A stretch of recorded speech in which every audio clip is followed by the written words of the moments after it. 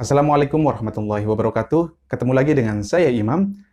Apa kabar semuanya? Mudah-mudahan teman-teman semua dalam keadaan sehat dan bisa beraktivitas seperti biasanya. Kali ini saya akan membagikan cerita kepada teman-teman semua tentang salah satu musisi kreatif ini. Musisi ini adalah Benyamin Sueb. Kita pasti tidak asing dengan nama Benyamin Sueb, dengan panggilan Bang Ben. Kita mungkin tidak asing lagi dengan sosok ini, apalagi bagi teman-teman semua yang tempat tinggal di Jakarta dan juga keturunan Betawi asli. Benyamin Sueb lahir pada 5 April tahun 1939 di Batavia. Nah, waktu itu Jakarta namanya masih Batavia sebelum diubah menjadi Jakarta. Benyamin Sueb dilahirkan dari seorang ayah dan ibu yang bernama Sueb dan Aisyah. Nama asli ayahnya yaitu Sukirman, sebelum diubah menjadi Sueb. Benyamin Sueb atau Bang Ben kehilangan ayahnya sejak ia berumur 3 tahun. Jadi Bang Ben itu tidak terlalu lama hidup dengan ayahnya karena Bang Ben ketika umur 3 tahun ayahnya sudah meninggal. Seperti yang kita ketahui, Bang Ben adalah sosok yang humoris. Bukan hanya humoris, tapi juga Bang Ben seorang yang jahil. Nah, sifat-sifat Bang Ben yang seperti itu ternyata sejak kecil Bang Ben sudah humoris dan juga jahil. Bang Ben sering menghibur teman-temannya dengan caranya sendiri. Jadi, bakat Bang Ben yang humoris itu sudah tertanam sejak dini. Bakat seni Bang Ben tidak lepas dari pengaruh kedua engkongnya atau dua kakeknya. Kedua engkongnya yaitu Saiti dan Haji Ung. Engkongnya yang bernama Saiti itu sebagai peniup klarinet. Mungkin teman-teman semua agak familiar ya dengan sebutan nama Ji Ung atau Bang Ji Ung. Nah, Bang Ji Ung ini adalah kakek dari Bang Ben atau Benyamin Sueb. Nah, Bang Ji Ung ini dia adalah seorang pemain teater rakyat pada zaman kolonial Belanda. Nah, mungkin darah itulah yang mengalir di dalam diri Bang Ben sehingga menjadi seorang yang seperti yang kita kenal sekarang. Bang Ben kecil sudah membentuk kelompok musik bersama 7 kakak-kakaknya, yaitu dengan nama Orkes Kaleng. Pada waktu itu, Bang Ben dan teman-temannya itu membuat alat-alat musik dari barang-barang bekas, dari kaleng-kaleng bekas, rebab dari kotak obat, stem bassnya terbuat dari bekas kaleng minyak besi, dan semua peralatan musiknya itu keseluruhan dari barang-barang bekas semua. Nah, dari kecil, Bang Ben sudah terlihat daya imajinasi ataupun proses kreatifnya, bukan hanya harus menggunakan alat-alat musik yang modern pada waktu itu, tetapi dengan barang-barang bekas pun mereka bisa membentuk salah satu orkes musik yang cukup menarik. Dengan kelompok orkes musiknya itu, Bang Ben sering membawakan lagu-lagu Belanda klasik. Kelompok musik Kaleng Rombeng yang didirikan oleh Bang Ben ketika umur 6 tahun bersama 7 saudaranya itu menjadi cikal bakar perjalanan keseniannya sampai sekarang ini. Dari 7 saudara-saudaranya itu, hanya Bang Ben saja yang tercatat sebagai seniman yang luar biasa, sebagai seniman Betawi. Bang Ben mulai dari sekolah dasar ketika dia berumur 7 tahun di sekolah dasar atau dulu itu terkenal sekolah rakyat Bendungan Jago. Sifat Bang Ben yang periang, kocak, jahil, pinter, disiplin, itu membuat Bang Ben itu sangat disenangi oleh teman-temannya. Dari sifatnya yang seperti itu, Bang Ben sering diajak traktir oleh teman-temannya waktu dia sekolah dasar. Tetapi ketika Bang Ben kelas 5, Bang Ben pindah di sekolah SD Santo Yusuf Bandung. Tetapi ketika SMP-nya, Bang Ben kembali lagi ke Jakarta dan sekolah di SMP Taman Madya Cikini. Satu sekolahan dengan pelawak Ateng. Nah, ketika SMP di Taman Madya, Bang Ben ini tergolong siswa yang nakal. Bahkan, Bang Ben pernah melabrak gurunya ketika akan kenaikan kelas. Bang Ben pernah mengancam, kalau gue kagak naik kelas lantaran aljabar, awas. Seperti itu, dia lontarkan kepada gurunya. Kurang nakal apa lagi coba? Memang Bang Ben ini orang yang unik. Di pergaulannya pun seperti itu juga dengan teman-teman SMP-nya. Dia nakal, kemudian iseng, walaupun sifat banyolnya itu belum hilang pada diri Bang Ben ini. Singkat cerita, ketika Bang Ben lulus SMP, kemudian melanjutkan ke SMA, Bang Ben meneruskan di SMA Taman Siswa Kemayoran. Setelah lulus SMA, Bang Ben sempat setahun kuliah di Akademi Bank di Jakarta, tetapi tidak sampai selesai. Uniknya, Bang Ben ini tidak mempunyai cita-cita yang pasti, tergantung kondisi saja katanya. Sebenarnya Bang Ben ini pernah mendaftarkan diri sebagai pilot, tetapi ibunya melarang. Jadi Bang Ben mengurungkan diri untuk mendaftar sebagai pilot ini. Akhirnya, Bang Ben pernah berjualan sebagai penjual roti dorong. Singkat cerita, pada tahun 1959, Bang Ben ditawari bekerja di perusahaan bus PPD dan langsung diterima.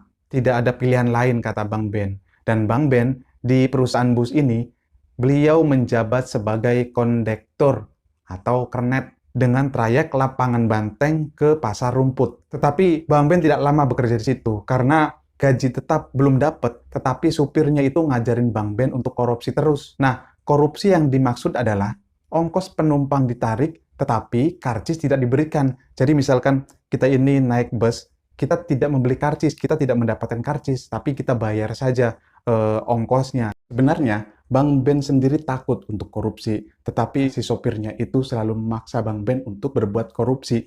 Dan pada akhirnya, Bang Ben terkena sialnya, terkena apesnya. Bang Ben tertangkap basah ketika ada razia. Kemudian, Bang Ben tidak mau lagi datang ke pool bus itu, karena Bang Ben takut diusut. Jadi mendingan kabur aja. Nah, dari kisah bagaimana perjalanan Bang Ben ketika dia kerja, ketika dia belajar, menggambarkan perjuangan seorang Benyamin Sueb. Kerja kerasnya itu seperti halnya ketika Bang Ben masih kecil. Suatu kecil Bang Ben sudah ditinggal oleh ayahnya. Mau tidak mau, Bang Ben harus menghidupi dirinya sendiri. Nah, salah satu cara Bang Ben untuk menghidupi dirinya sendiri yaitu dengan cara mengamen. Hampir setiap hari Bang Ben mengamen untuk menutupi segala kebutuhannya. Dari situlah tercetak bagaimana Bang Ben yang sekarang. Dia yang pekerja keras, dia yang mau bekerja apapun, tidak pandang bulu, yang penting halal. Seperti itu inti hidup dari Bang Ben ini. Dari mengamen, disitulah Bang Ben terasah kreativitasnya dalam bermusik. Kemudian pada masa dewasa, Bang Ben mendirikan grup musik bersama teman-temannya dengan nama grup musiknya yaitu Naga Mustika. Nah, disinilah awal terbentuknya Bang Ben yang sangat terkenal. Dari grup musik Naga Mustika inilah karir Bang Ben mulai dilirik oleh banyak orang dan mengantarkan namanya menjadi salah satu musisi terbaik di Indonesia. Kemudian, dengan grup musik Gambang Kromong Naga Mustika ini, Bang Ben mengeluarkan beberapa lagu. Salah satu lagu yang mungkin kita tidak asing lagi, yaitu yang pertama lagu Ondel-Ondel, kemudian Kompor Meleduk, lalu Tukang Garam, dan Nyai Dasimah. Lagu-lagu itu sering menghiasi dunia musik pada zaman itu. Bukan hanya pada zaman itu saja, tetapi sekarang pun musiknya Bang Ben atau lagu-lagu dari Bang Ben ini masih kita dengarkan juga. Apalagi lagu Ondel-Ondel. Lagu Ondel-Ondel ini jadi lagu wajib acara apapun di setiap perayaan Jakarta. Dengan berjalannya waktu, grup musik Naga Mustika ini semakin dikenal banyak oleh masyarakat. Bukan hanya di Jakarta, tetapi di seluruh Indonesia. Nah, kemudian Bang Ben dengan grup musiknya berduet dengan Ida Royani. Mungkin teman-teman juga pernah mendengar nama Ida Royani ini. Nah, duet ini bisa dibilang duet maut pada zamannya. Karena memang lagu-lagunya itu sangat terkenal, sangat sering didengar oleh orang-orang, terutama pendengar radio. Bukan hanya radio sih, tetapi di televisi juga sering tampil. Jadi banyak sekali mungkin fansnya Bang Ben ini semakin bertambah dengan duetnya bersama Ida Royani. Bahkan duet itu bisa menyaingi Lilis Suryani, penyanyi perempuan yang pada waktu itu lagi tenar-tenarnya. Jadi duet maut antara Ida Royani dan Bang Ben ini berhasil menguasai industri musik pada zamannya. Tetapi pada tahun 1972, Ida Royani hijrah ke Malaysia dan duet antara Bang Ben dan Ida Royani pun tidak dilanjutkan. Dari situ, Bang Ben mulai mencari lagi teman duetnya dan Bang Ben menemukan Inneke Kusumawati sebagai teman duet perempuannya. Dan duet bersama Inneke Kusumawati ini melahirkan beberapa album. Nah, salah satunya Nenamu dan memiliki tembang andalan yaitu seperti Janda Kembang, kemudian Semut Jepang, terus Sekretaris, Pengantin Baru, dan Pelayan Toko. Lewat popularitasnya di dunia musik, Bang Ben akhirnya mempunyai kesempatan untuk bermain film. Kesempatan ini tidak disia-siakan oleh Bang Ben pastinya.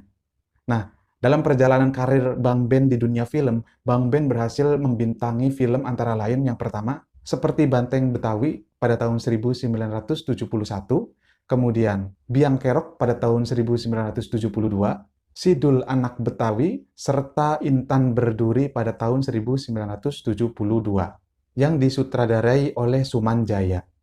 Nah, teman-teman, dalam film Intan Berduri, Bang Ben itu mendapatkan Piala Citra sebagai pemeran utama terbaik. Jadi jelas ya, talenta Bang Ben ini banyak. Bukan hanya di dunia musik saja, tetapi dunia perfilman pun dia juga berhasil menguasai. Nah, di situ kita lihat bagaimana kualitas seorang Benyamin Sueb dari pemain musik, penyanyi, kemudian pemain film atau aktor, dan semuanya itu bukan hanya mampir saja, tetapi Bang Ben itu berhasil menguasai entah itu musik ataupun dunia keaktoran, yaitu dunia perfilman ini. Jadi banyak sekali teman-teman bisa mempelajari bagaimana kerja keras seorang Benyamin Sueb hingga akhirnya menjadi seseorang yang sangat disegani, sangat dipanuti, juga banyak yang meniru karena memang gayanya unik dan prestasinya juga banyak. Walaupun memang pada masa mudanya Bang Ben itu menjadi orang yang jahil, nakal, dan lain sebagainya, dia memiliki kemampuan untuk mengendalikan dirinya, untuk menguasai dirinya, agar menjadi manusia yang lebih baik lagi, seperti sekarang. Pada akhir hayatnya, seorang Benyamin Sueb juga masih bersentuhan dengan dunia hiburan. Selain masih bermain sinetron atau film televisi seperti Mat Beken dan Sidul Anak Sekolahan, Bang Ben juga masih merilis album bersama grup rock Al-Hajj dengan ditemani oleh seorang musisi Kinan Nasution. Lagu seperti Biang Kerok dan Dingin Dingin menjadi lagu andalan pada album itu. Dari situ kita bisa lihat bagaimana kontribusi seorang Benyamin Sueb terhadap dunia musik. Bang Ben sangat berjasa dalam mengembangkan seni tradisional Betawi, khususnya gambang kromong. Pada kesenian itu pula, nama Benyamin Sueb mulai populer. Tahun 1960, Presiden pertama Indonesia yaitu Pak Soekarno melarang pemutaran lagu-lagu asing atau lagu-lagu barat di Indonesia. Pelarangan itu tidak menghambat proses kreatif Bang Ben dalam dunia musik. Dengan kecerdasannya, Bang Ben memadukan antara musik gambang kromong dengan musik modern. Jadi, musik Bang Ben masih tetap diterima oleh masyarakat Indonesia walaupun ada pelarangan musik-musik dari barat itu masuk di Indonesia atau diputar di Indonesia. Karena kecerdasannya itu, Bang Ben tetap bisa memuluskan jalan karirnya di dunia musik. Pada 5 Maret tahun 1990, Bang Ben mendirikan radio dengan nama Benz Radio. Benz Radio adalah unit Enicom Network dengan format radio etnik, yaitu radio yang menggali potensi budaya Betawi agar pendengar bisa merasakan budayanya sendiri, berkesenian dengan keseniannya sendiri, bertutur dan berdialog dengan bahasanya sendiri. Konsep Benz Radio ini sangat bagus sekali, yang pada waktu itu belum banyak radio yang mengusung radio etnik. Jadi Bang Benz ini salah satu pelopor radio etnik pada zamannya. Benz Radio sampai sekarang kita masih bisa mendengarkan dengan gaya yang masih seperti itu, dengan penyiarnya masih menggunakan bahasa Betawi, logat Betawi, dan candaan-candaan Betawi juga. Dan musik yang diputarnya pun masih seputaran Betawi, walaupun sudah masuk musik-musik pop ya, musik-musik zaman sekarang juga diputar, tetapi tidak menghilangkan musik-musik budaya Betawinya. 5 September 1995 menjadi duka untuk dunia hiburan saat itu. Benyamin Sueb meninggal karena serangan jantung. Jenazahnya dimakamkan di TPU Karet Bifak, Jakarta. Pemakaman Bang Ben sesuai dengan apa yang diwasiatkan oleh Bang Ben semasa dia masih hidup. Bang Ben ingin dimakamkan pas di samping almarhum Bing Slamet, yang dianggap sebagai guru, teman, dan sosok yang mempengaruhi hidupnya. Sebagai penghormatan atas jasa-jasanya sebagai seniman Betawi, pada tanggal 6 Desember 1945, pemerintah DKI Jakarta mengabadikan nama Benyamin Sueb sebagai nama jalan di daerah Kemayoran. Oke teman-teman, mungkin itu saja cerita singkat atau sejarah singkat dari Benyamin Sueb atau Bang Ben ini. Mudah-mudahan cerita ini bisa menginspirasi teman-teman semua untuk bisa lebih mempertahankan tradisinya ketimbang kita mengikuti gaya-gaya dari negara asing. Karena kita bisa dengar sendiri bahwa perjalanan hidup Bang Ben ini tidak lepas dari unsur budaya Betawi. Dan Bang Ben pun berhasil menghidupkan kembali kebudayaan Betawi, khususnya gambang kromong. Bagi teman-teman yang mungkin memiliki sejarah atau mengetahui sejarah lain tentang Benyamin Sueb, teman-teman bisa tulis saja di kolom komentar agar yang lain bisa membaca dan juga melengkapi pengetahuan sejarah dari Benyamin Sueb ini. Baik teman-teman, terima kasih sudah menonton. Wassalamualaikum warahmatullahi wabarakatuh. Sampai jumpa.